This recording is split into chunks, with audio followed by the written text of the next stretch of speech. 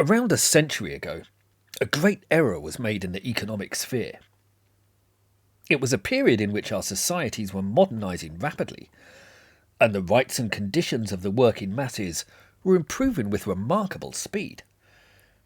Life had never been better, yet radicals acted like it had never been worse, and they pushed for more extreme solutions in preference to the moderate economic reforms that were proving so successful. The result was a series of socialist states that proved a catastrophe for the working people, replacing progress, emancipation, and prosperity with slavery, brutality, poverty, famine, and death. Now, they say that history repeats itself, and we're beginning to see a similar process in the social sphere. Differences between races, genders, and sexualities had been softening over decades of remarkable progress. We were genuinely reaching a point where such distinctions simply didn't matter. Yet, with the situation better than it had ever been, radicals have once more acted like things have never been worse, and they've again caused serious damage where no interference was required. Race relations have now been pushed back decades. Division, resentment, and friction have been thrown up everywhere. Equanimity and respect have been replaced by hostility, abuse, and hatred. And this process has barely begun, with the extremists continually seeking to worsen the division and strife they have needlessly conjured from tranquility. We saw a vivid example of this recently. An exhaustive race report was compiled, which recorded the improving situation in the UK.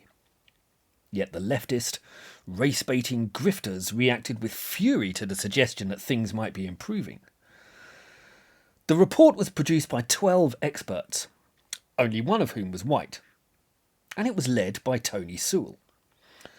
Sewell was born in a deprived part of Brixton, but dragged himself up before becoming a towering figure in education. He has deep and intimate knowledge of how Afro-Caribbean communities have long been scarred by a culture of absent fathers and gang violence, and that these features held them back far more frequently than racism. This field has been Sewell's speciality for decades, and he's determined to give practical help to the boys many on the left claim to care about, but who they frequently doom to a cycle of hopeless futures by defending their behaviour rather than attempting to change it. Its critics denounce the report as a whitewash, but it's far from that. It accepts that racism exists, but it refutes the suggestion of systemic racism, that the system is deliberately rigged against ethnic minorities, and it argues that multiple factors help explain the disparities in how different ethnicities prosper. These include geography, family life, socio-economic background, culture, and religion. It points out, for instance, that around 6% of Chinese and Indian children are raised in single-parent households, but about 65% of Afro-Caribbean children are raised in single-parent households. In identifying the varied causes of disparities, and by making recommendations to address them, the report gives the government the opportunity to design policies which target the sources of inequality. The report reached the same conclusion that this channel has come to in previous films, that by focusing on a victim narrative on black communities, the left-wing race-grifting industry imposes a fatalistic attitude on immigrants. That belief, that the deck is permanently stacked against them, is a defeatist attitude that holds them back and prevents them from improving their lives through their own agency. The left need to accept the opportunities that Britain provides. Sajid Javid and Sadiq Khan are both the sons of Pakistani bus drivers. In their parents' homeland, where inequalities between rich and poor are firmly entrenched, they would have been consigned to humble occupations. But they have become Chancellor and Mayor of London. Mercy Moroki, one of the authors of the report, was educated in Kenya. At her school, there was no electricity, and the toilet was a hole dug in the ground. But now, at just 25, she's an Oxford graduate, a senior researcher at the Centre for Social Justice, and a national newspaper columnist. The left continually scream that racism is behind every societal imbalance, but the evidence just doesn't support that at all. After all, black African youngsters do far better in education than white youngsters or Afro-Caribbeans. Does that mean our society is racist against black Caribbean children, but not against black African ones? It's nonsense. There are clearly other factors at play. In fact, the evidence shows that most ethnic groups succeed better than whites. In the 2018 to 19 academic year, just 38% of white British schoolchildren went to university, compared with 45% of black Caribbean students, 56% of Pakistanis, 65% of Bangladeshis, 72% of Indians, and 79% of Chinese. It's taken for granted that work ethic and family values are behind the Indian and Chinese success stories, but it's considered irrelevant that different cultures might have a negative impact. The report suggested that the well-meaning idealism of many young people who claim Britain is still institutionally racist is not borne out by the evidence. And the authors of the report were clear. They argued that our views were formed by growing up in the 1970s and 1980s, and our experience has taught us that you do not pass on the baton of progress by cleaving to a fatalistic account that insists nothing has changed. And nor do you move forward by importing bleak new theories about race that insist on accentuating our differences. It is closer contact, mutual understanding across ethnic groups, and a shared commitment to equal opportunities that has contributed to the progress we have made.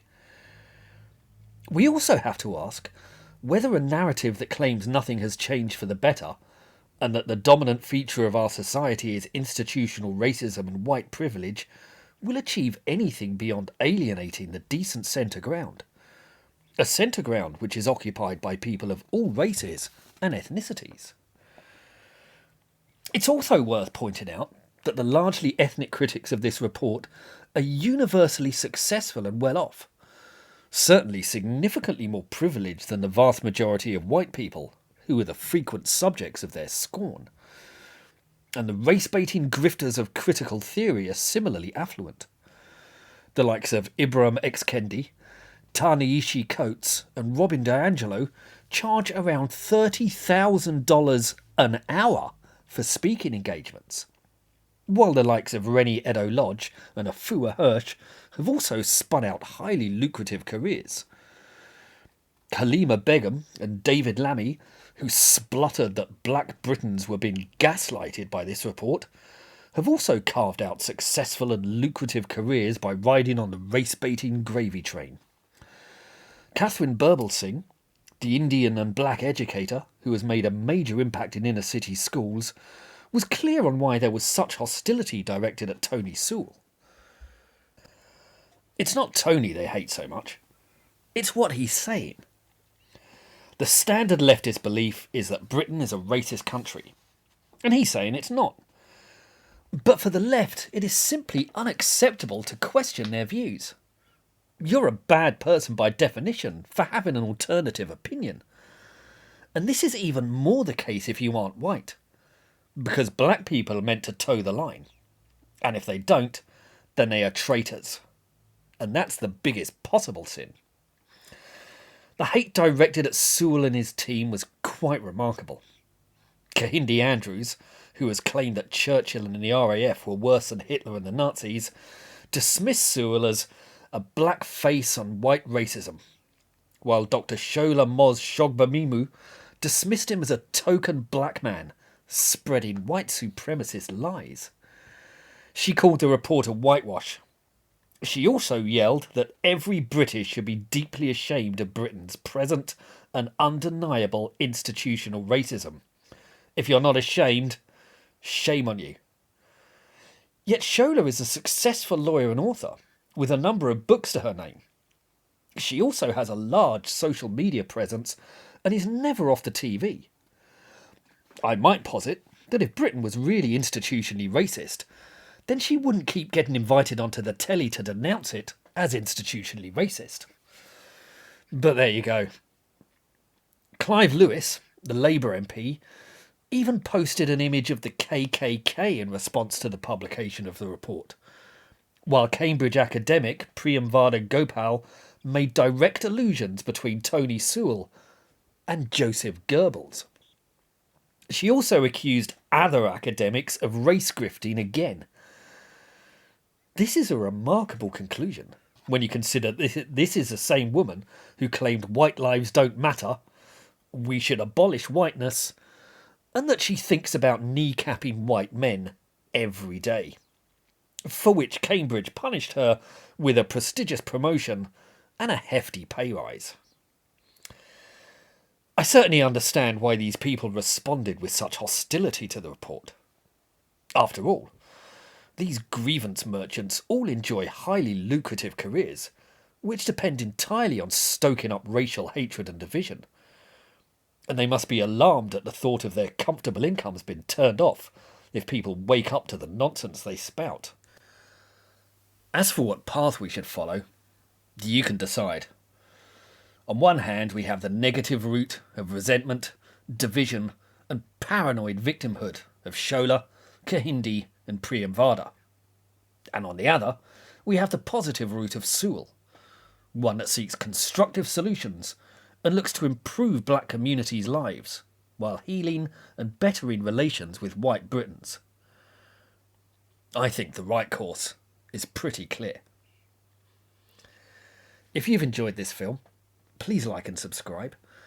And if you're interested in these topics, I've written 2 books which go into them in extensive detail. They're called The Tyranny of the Left, and they're available on the links below. Please feel free to pick them up and let me know what you think. Thank you.